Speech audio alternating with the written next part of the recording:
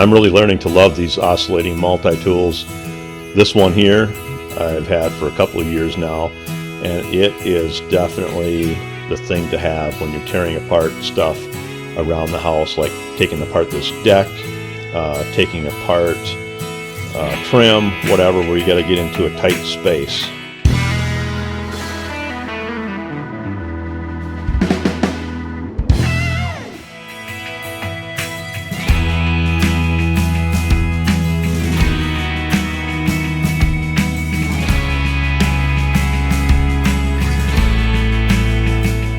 Well, for those of you that watch this channel regularly, last couple videos I was showing an I-beam frame that I was helping the son-in-law build, and now he and my daughter have this frame out on their property.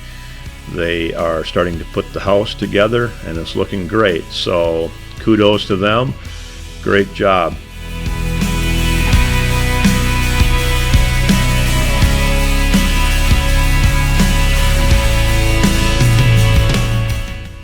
Oh yeah, about that deck. We're about to rip the end of it off and make way for a house expansion.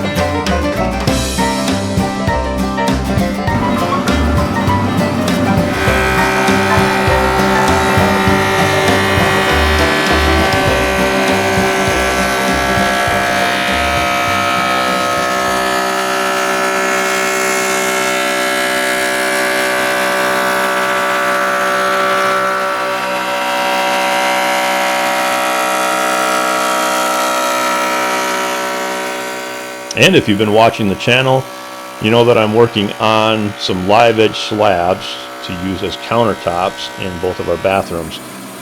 So here I am running it through the planer. I had put bow ties on here and filled in the cracks with epoxy. I'm not sure if running it through the planer was really the right thing to do. The planers, you know, like they are, they're aggressive, right? And so there's a little bit of chip out here and there on the epoxy. I'm not sure it's going to matter. I'm going to be covering the whole thing with like 1/8 of an inch of epoxy, so we'll see.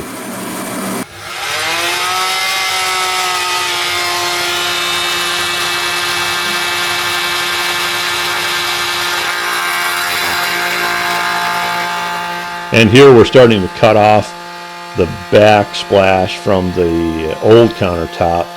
And the reason why I did this is just so my wife could do the tiling in the back of this, and you know, everybody else can still use the bathroom and there's no pressure to get it done right away, right? I mean, the sink is still there, the counter is still there, it'll have a hole in the back, but if it's not done for a few days, who cares? No big deal. So we're going to take this backsplash off. We're going to cut off edge over on the left hand side there, and then she can do tiling down below the level of the countertop.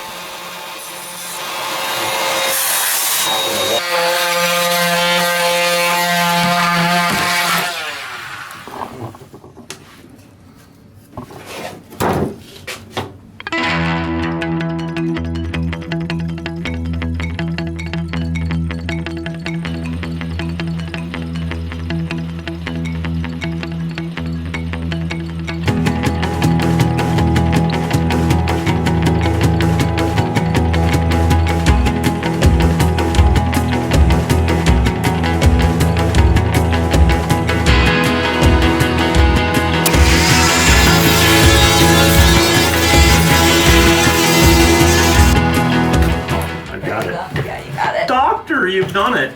again.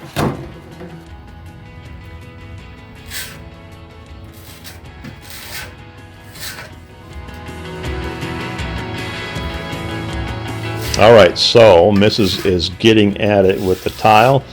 Yeah, neither one of us are tiling professionals, but we're learning a little bit each time. And I suppose if we did this more frequently, we would get pretty good at it. It's just, you know, things you don't know, right?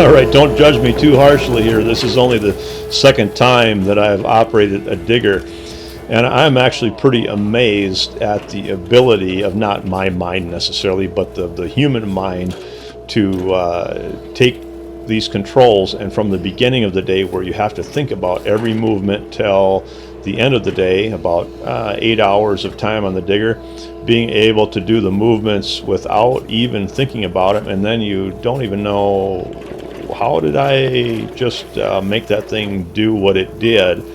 But the mind is an amazing thing, and I don't know. This was just a pile of garbage that I was sorting out, you know, old farm garbage from the back of the place that had to be gotten rid of. So that's what we're doing here.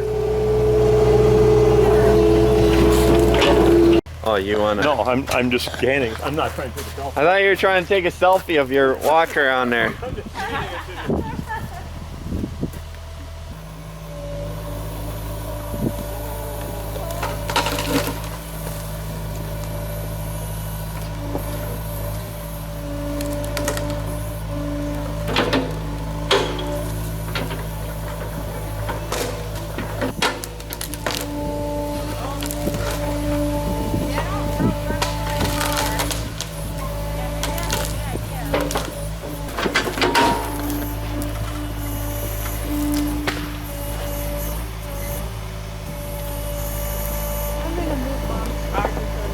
Right there.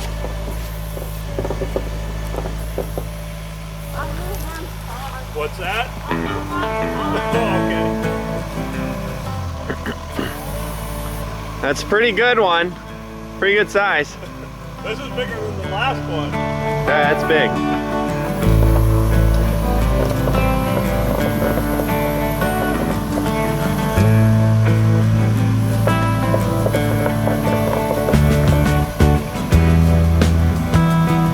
Let me tell you, pine stumps are tough. Pine is underrated as being a tough wood. I mean, it's a soft wood, but I've found that both in cutting it on the sawmill and pulling out these stumps, it is tough. The roots are tough on it. It just has so many roots going everywhere. This little digger, of course, is pretty small. It's a, what is it, a 50G, I guess. I'm looking at the video here. And it was all it could do to, you know, dig around the thing and try to break the roots and pull it out. Had to work on each one for quite a while.